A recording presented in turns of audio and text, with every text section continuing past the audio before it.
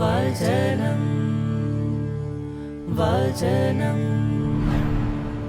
ത്രിയേക ദൈവമം വചനം വചനം. പ്രിയമുള്ളവരെ, നമ്മൾ ആഗമനകാലത്തിലെ മൂന്നാമത്തെ വാരത്തിലേക്ക് പ്രവേശിക്കുകയാണ്. നമ്മളിന്ന് വായിച്ച് ധ്യാനിക്കുന്ന സുവിശേഷ ഭാഗം വിശുദ്ധ ലൂക്കായുടെ സുവിശേഷം 3-ാം അധ്യായം 10 മുതൽ 18 വരെയുള്ള വാക്യങ്ങളാണ്. ഈ വചനഭാഗത്തിൽ വിശുദ്ധ സ്നാപയോഹന്നാനെ കുറിച്ചാണ് നമ്മൾ വായിച്ച് കേൾക്കുക. നമ്മൾ സാധാരണയായിട്ട് വലിയ കെട്ടിടങ്ങൾ നിർമ്മിക്കുമ്പോൾ അല്ലെങ്കിൽ കൃഷിയിടങ്ങൾ സ്ഥാപിക്കുമ്പോൾ അതിൻ്റെ മുമ്പിലെല്ലാം നോക്കൂത്തികളെ വയ്ക്കാറുണ്ട്. ഈ നോക്കൂത്തികൾക്ക് എന്താണ് പറയാനുള്ളതെന്ന് പലപ്പോഴും നമ്മൾ ശ്രദ്ധിക്കാറില്ല. ഈ നോക്കൂത്തികൾ നമ്മെ നോക്കി അല്ലെങ്കിൽ തൻ്റെ പുറകിൽ വളർന്നുകൊണ്ടിരിക്കുന്ന കൃഷിയിടത്തെ നോക്കി, തൻ്റെ പിറകിൽ വളർച്ച പൂർത്തീകരിച്ചുകൊണ്ടിരിക്കുന്ന വലിയ കെട്ടിടങ്ങളെ നോക്കി ഇങ്ങനെ പറയുന്നുണ്ട്: സഹി, നീ വളരെ, കല്ലേർ എനിക്ക്, കണ്ണേർ എനിക്ക്, മഴ എനിക്ക്. നീ വളരുമ്പോൾ ഞാൻ തളരും, അവസാനം ഞാൻ ഇല്ലാതായിട്ട് മാറും. വിശുദ്ധ സ്നാപകൻ്റെ ജീവിതത്തെക്കുറിച്ച് നമ്മൾ ധ്യാനിക്കുമ്പോൾ നമുക്ക് ഈ നോക്കൂത്തിയുടെ ഒരു ചിന്തയാണ് സ്നാപകനിൽ കാണാൻ കഴിയുക. ഈശോയ്ക്ക് വേണ്ടി എല്ലാം ഉപേക്ഷിച്ച ഒരാൾ, ഈശോയ്ക്ക് വേണ്ടി സ്വയം മാറിക്കൊടുത്ത ഒരാൾ.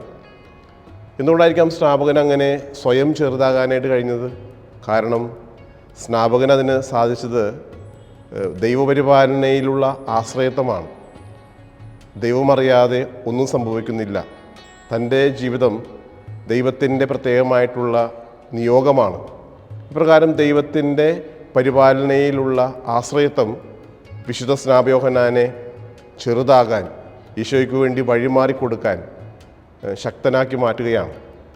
നമ്മൾ സാധാരണയായിട്ട് കേട്ടിരിക്കുന്നൊരു പഴഞ്ചൊല്ലുണ്ട്: എല്ലാ പുഴകളും ഒഴുകുന്നത് സമുദ്രത്തിലേക്കാണ്. കാരണം എന്താണ്? സമുദ്രം പുഴകളെക്കാളും താഴ്ന്നൊഴുകുന്നു. അതുകൊണ്ട് തന്നെ നമ്മുടെ ജീവിതത്തിലും താഴ്ന്ന് ജീവിക്കാൻ ശ്രമിക്കുമ്പോൾ, എളിമപ്പെട്ട് ജീവിക്കുമ്പോൾ എല്ലാ ദൈവാനുഗ്രഹങ്ങളും നമ്മളിലേക്ക് ഒഴുകിയെത്താൻ അത് കാരണമായിട്ട് മാറുമെന്നുള്ളതാണ്. അപ്പോൾ സ്നാപകൻ്റെ ജീവിതം കൊണ്ട് നമുക്ക് ലഭിക്കുന്ന ഏറ്റവും പ്രധാനപ്പെട്ട സന്ദേശം ജീവിതത്തിൽ എളിമയോടുകൂടെ ദൈവത്തെ മഹത്വപ്പെടുത്തിക്കൊണ്ട് ദൈവപരിപാലനയിൽ ആശ്രയിച്ചുകൊണ്ട് നമുക്ക് ജീവിക്കാനായിട്ട് കഴിയണമെന്നുള്ളതാണ്. രണ്ടാമതായി, സ്നാപകൻ തന്നെ സമീപിച്ചവർക്ക് നൽകിയ ഉപദേശമാണ്. സ്നാപകൻ തൻ്റെ വചനപ്രഘോഷണം ആരംഭിച്ചപ്പോൾ അനുതാപത്തെക്കുറിച്ചാണ് പറയുന്നത്. ഈ അനുതാപത്തിൻ്റെ വചനം സ്നാപകൻ പറയുമ്പോൾ സ്നാപകനെ സമീപിച്ച് ഒരുപാട് പേര് ചോദിക്കുന്നുണ്ട്: ഗുരു, ഞങ്ങൾ എന്ത് ചെയ്യണം? പടയാളികൾ വന്ന് ചോദിക്കുന്നുണ്ട്, ഞങ്ങൾ എന്ത് ചെയ്യണം? അപ്പോൾ സ്നാപകൻ അവരോട് പറഞ്ഞത്: നിങ്ങൾ ആരെയും അകാരണമായി വിധിക്കാതിരിക്കുക, ഉപദ്രവിക്കാതിരിക്കുക. സ്നാപകൻ ഒരിക്കലും പടയാളികളോട് പറഞ്ഞില്ല നിങ്ങളുടെ ജോലി ഉപേക്ഷിക്കാനായിട്ട്. അതുപോലെ തന്നെ ധനാഢ്യരായ മനുഷ്യർ വന്ന് സ്നാപകനോട് ചോദിക്കുന്നുണ്ട്, ഞങ്ങൾ എന്താണ് ചെയ്യേണ്ടത്? സ്നാപകൻ അവരോട് പറഞ്ഞു: നിങ്ങൾക്കുള്ളവ, അധികമായിട്ടുള്ളവ മറ്റുള്ളവരായിട്ട് പങ്കുവെക്കുക. ഒരിക്കലും സ്നാപകൻ അവരോട് പറഞ്ഞില്ല നിങ്ങളുടെ സമ്പത്ത് മുഴുവൻ ഉപേക്ഷിക്കാൻ. അതുപോലെ തന്നെ ടാക്സ് കളക്ടേഴ്സ്, നികുതി പിരിക്കുന്നവർ വന്ന് സ്നാപകനോട് ചോദിക്കുന്നുണ്ട്, ഞങ്ങൾ എന്താണ് ചെയ്യേണ്ടത്? സ്നാപകൻ അവരോട് പറഞ്ഞതും നിങ്ങൾ അന്യായമായ ആരിൽ നിന്നും പിഴ ഈടാക്കാതിരിക്കുക. ഇപ്പോൾ ഒരു സാധാരണ മനുഷ്യൻ അവൻ ജീവിക്കുന്ന ചുറ്റുപാടിൽ നിന്നുകൊണ്ട് അവൻ്റെ ഉത്തരവാദിത്തങ്ങളും കടമകളുമൊക്കെ ഭംഗിയായി നിർവഹിക്കാൻ ശ്രമിക്കുമ്പോൾ, സത്യസന്ധതയോടുകൂടെ ചെയ്യുമ്പോൾ, ദൈവത്തെ മഹത്വപ്പെടുത്തിക്കൊണ്ട് അയാൾ ആ ജോലി, ആ ഉത്തരവാദിത്തം, ആ നിയോഗം നടത്തുമ്പോൾ അത് ദൈവമഹത്വത്തിന് കാരണമായിട്ട് മാറുമെന്നുള്ളതാണ്. രക്ഷയ്ക്കുള്ള സാഹചര്യമായിട്ടത് ഉയർത്തപ്പെടുമെന്നുള്ളതാണ്. മൂന്നാമതായി, സ്നാപകൻ നൽകുന്ന മൂന്നാമത്തെ ചിന്ത ഒരു മുന്നറിയിപ്പാണ്. ജീവിതത്തിൽ വിശ്വാസത്തെ തള്ളിക്കളഞ്ഞാൽ, പ്രാർത്ഥനയെ ഉപേക്ഷിച്ച് കളഞ്ഞാൽ വൻ ദുരന്തങ്ങൾ ഒരു പക്ഷേ പിടികൂടാൻ സാധ്യതയുണ്ടെന്ന് സ്നാപകൻ മുന്നറിയിപ്പ് നൽകുന്നുണ്ട്.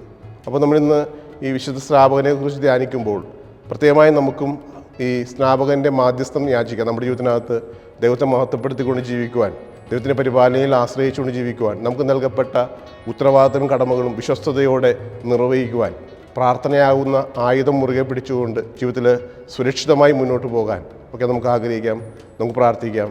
ഈശോ നമ്മെല്ലാവരെയും അതിന് സമൃദ്ധമായി അനുഗ്രഹിക്കട്ടെ.